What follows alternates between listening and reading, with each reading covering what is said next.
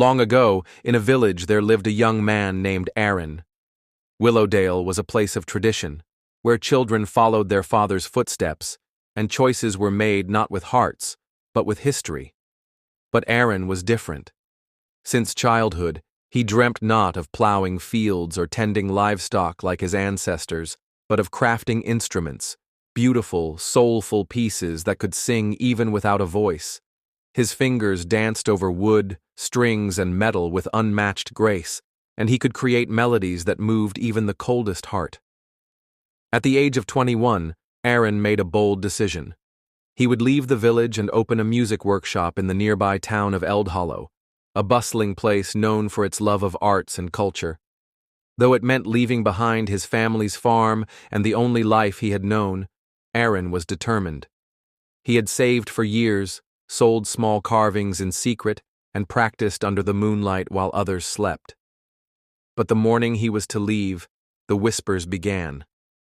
First came old Merrick, the village elder, his voice gravelly with wisdom, but heavy with doubt. "Music is a child's fancy, Aaron," he said. "When the winter comes, will your melodies feed you?" Then his cousin Lena, who had never stepped beyond the village border, added her echo. "Eldhollow is full of people better than you.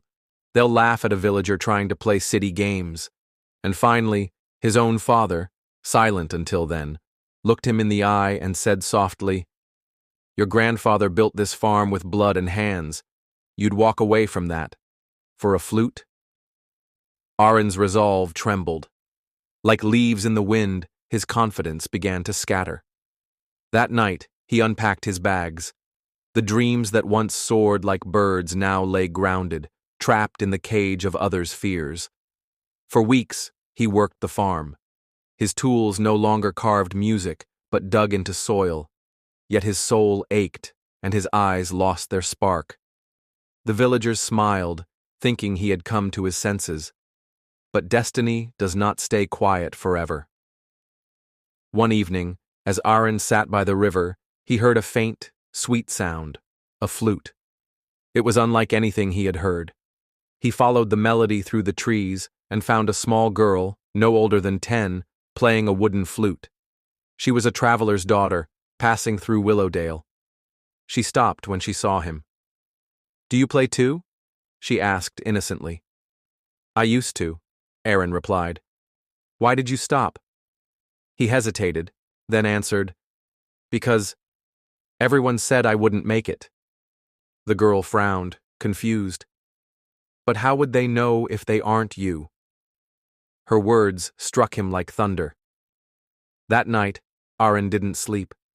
He listened not to the voices of others, but to the whisper within, the same whisper that had once driven him to dream.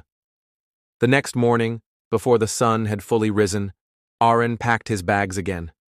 This time, no one could stop him. Years passed.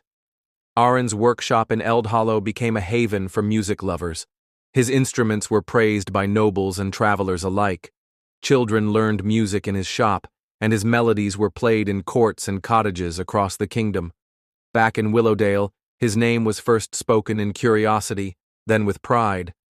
And one day, when he returned for a village fair, the same people who doubted him clapped and cried as he performed under the stars.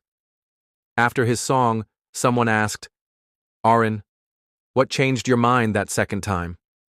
He smiled and said, "I realized listening to everyone else's voice had silenced my own. But the moment I trusted myself again, the music came back." Moral: never change your decision just because of others' doubts. Only you can hear the music meant for you, and only you can choose to follow it.